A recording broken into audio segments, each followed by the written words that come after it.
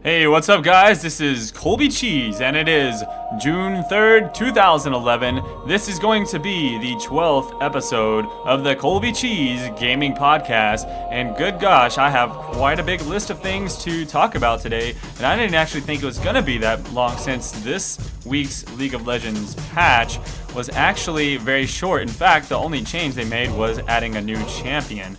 But anyhow, let's just jump right into it and go over a couple of the things that I've got to go over with you today. And by the way, if you want to just skip ahead to a section that you are interested in, go ahead and check the comments section down below. Not the comments, but the description section down below. And I'll have all of the timestamps and whatnot down there. The first thing I wanted to bring up was a video that I found of League of Legends where this girl actually sang a parody song of Bleeding Love from Leona Lewis, and so you can check it out. There's a video of it, and this girl's actually got a pretty good voice for this, so I thought I would link this video to you guys. And I really like to see these music videos that people keep putting up. They're getting really good, so keep doing them for sure. And if you guys find some cool stuff that I am not aware of, definitely let me know about it. But here, let's just take a quick look at some of this. You cut me open and I keep feeding, keep feeding in love. I keep feeding, I keep feeding in love. Keep feeding, keep feeding in love. Yeah, that's pretty good stuff right there. So, all right, this last weekend, I actually did all of the casts that I possibly could for the Dreamhack Qualifiers. Now, I was only able to do the North American ones because that alone was around 14 hours on both Saturday and Sunday. I couldn't actually stay up for like 24 hours, 48 hours doing both the European and the North American ones. However, hopefully you guys did enjoy that cast. If you missed out on it, I do have the link up with all of the replays, and you can definitely check those out. I'll put that in the link below if you've not seen it at this point. And one good thing to do is there was actually a game going on during the cast that someone created on the League of Legends forums, and it's where it's pretty much just a drinking game where if Phreak makes a mistake in casting, you have to take a drink, and the rules are in the thread. You can check out the thread, but essentially this came about because Phreak always misses all of the important fights. He'll be like looking at a bush randomly, and there'll be like a fight right next to him, and he doesn't watch it, but instead he's just talking about it. And so there's all kinds of stuff about him, like missing ganks and missing fights and all that stuff. So check that out. It's pretty funny, and we kind of laugh about it in the commentaries as well. I do plan to actually upload my commentaries to YouTube later. They were not going to be in like 1080p quality. I actually recorded them with owned.tv, so they'll be in like 720p-ish quality. And so they should at least be enjoyable in that format, but you guys can check that out later. And I found this really awesome article that Team Solo Mid wrote. Well, actually, it was the Odd One that wrote this article. And what he's talking about is why Team Solo Mid won and why solo queue is actually useless for competitive play. If you're interested, you can go ahead and read the full article. However, I'll just go ahead and sum up the gist of it so far. Essentially, what he says is that Team Solo Mid scrimmed literally non-stop. They did lots of scrims with Epic Gaming, which if you did watch the tournament, you'll know that they actually finished second. They beat out Counterlogic Gaming in the seedings, and they did really well. A lot of people were not expecting this. And so they just did tons and tons of scrims, actual scrims with their team against other teams doing their strategies that they are going to be using in the tournaments. And so basically everybody has a role that they play, and then they practice those roles extensively. Whereas somebody who goes into solo queue and practices nonstop, which is Counterlogic Gaming. Counterlogic Gaming did 0 scrims. All they did was play solo queue. So granted, they did quite well for having not practiced even one game. But I will say that that does make sense to me, because when you're playing solo queue, the game is completely different than whenever you are playing competitively as a team. You have to actually change up your playstyle quite a bit, whereas in solo queue, all you need to do is just solo top farm essentially, and just carry and feed off of all the noobs that are making mistakes, and just kind of different things like that. Where in the team game, you even change up your builds a little bit. You need to prepare for different team objectives and keep everybody informed on that, and do a lot of things to support your team rather than just to become the strongest person on your team to try and carry everyone. Anyhow, you can check out the article down below if you want to read the whole thing through. Another hilarious thing that happened that I really was like, booyah, bitch, you get what you deserve, is that I found this article, or it's actually not an article, it's a link to, I guess SK Wickd was having a conversation with one of the teams, with Team Fanatic, and talking about how he's actually going to throw one of his games so that one of the teams could get into Dreamhack, and then he would have easier competition going into Dreamhack. And he was telling the guy from Fnatic, he was like, man, you guys have no chance of winning, so we're going to throw the game and play you guys, and we're going to beat the crap out of you, and there's nothing you can do about it. And if you don't know already, SK Wickd, SK and their team, they lost to Fnatic, and so they're not actually even going to Dreamhack at all now. And I know that SK was kind of looked at as one of the better teams for Europe, but because of the fact that he threw the game and then lost against Fnatic, now his whole team is completely out of the running for the 100 grand in that Dreamhack tournaments.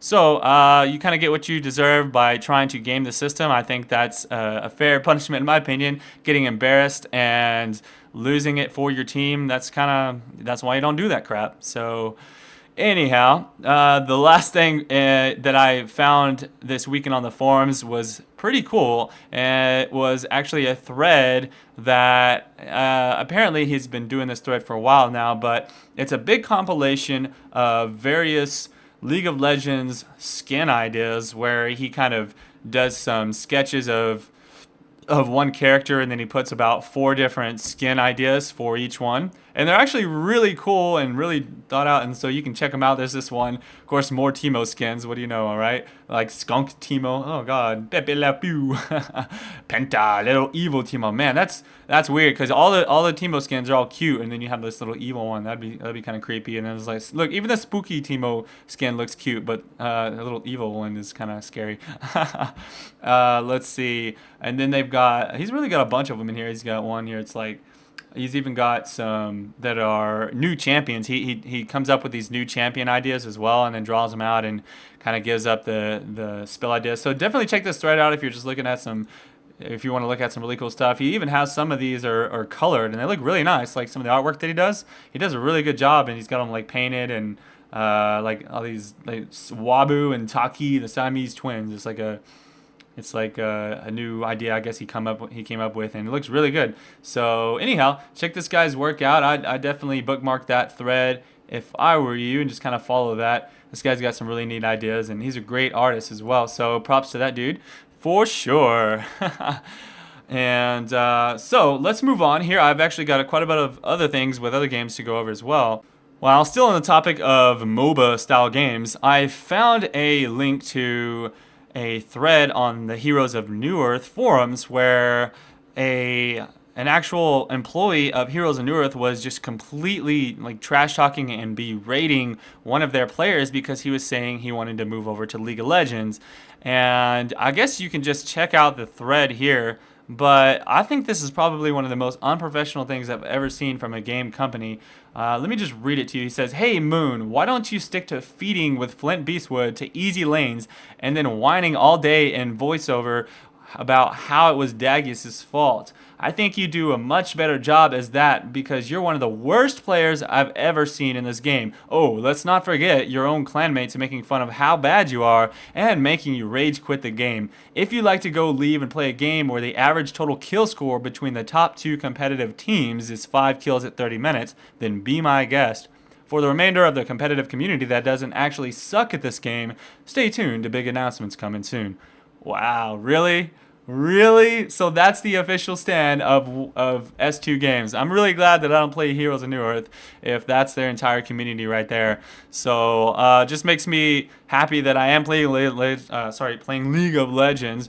It is much more fun game. We're getting tons of new players from Heroes of New Earth that are coming over that are just fed up with all the issues there. But then again, I can't really say too much because I don't play the game. So maybe some of you guys who have played it can either confirm that is the way it is, or you can be like, nah, ColbyCheeZe, you wrong, man. I don't care. Whatever. It's just my opinion anyway. So anyhow, for those of you who are as excited and crazy-fied about Diablo 3 as I am, you probably already know this, but maybe not. There was a pretty big announcement about a new system that they are doing in the system in the game called Runestones, and essentially a runestone is, I guess there's like 5 different types of runestones: crimson, indigo, obsidian, golden, and alabaster. And what you do is you, I guess, attach them or something to your abilities.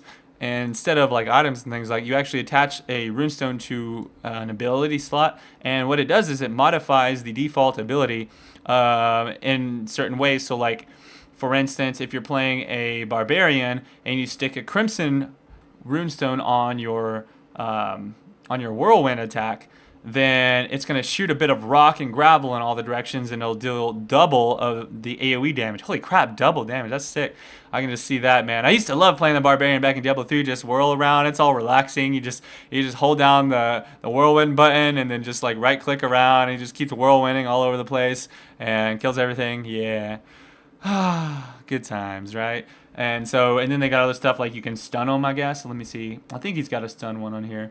No, there's one where like critical strikes will confuse enemies, which forces them to attack their allies for a short amount of time. I don't know. So he's got a bunch of different stuff like that. And then let me see. I think I'm probably going to play a sorceress when I play this game. So let's check it out. So one of her abilities is Ray of Frost, and you can do like a beam that increases damage the longer it remains in use. Sounds like a Void Ray from Starcraft 2. I'm gonna shoot my Void Ray beam at you. Yeah.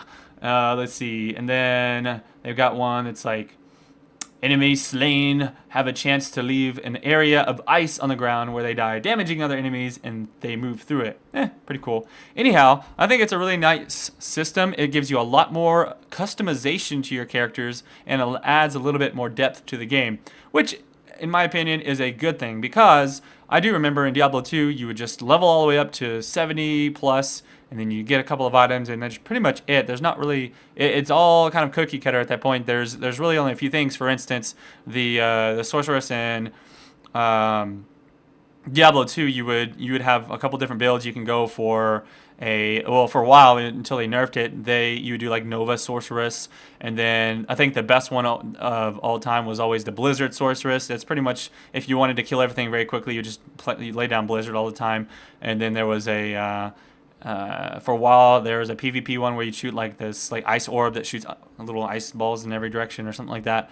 There wasn't really much else you can do. Fireball Sorceress was never any good, so no one ever did fire unless they were just messing around. But I guess in this case though, they are allowing you to really customize the characters a lot more, and hopefully that'll be a lot of fun to play around with.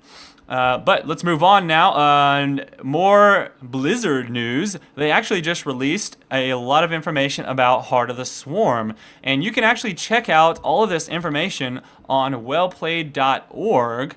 As I'll put a link down below. It's actually I can't just tell you the link because it's too long. But anyways, I'll put well, since YouTube is hella retarded and they took away the option to upload videos longer than 15 minutes, you're going to have to click this link here and go to part 2 to watch the rest of the podcast. So do that now.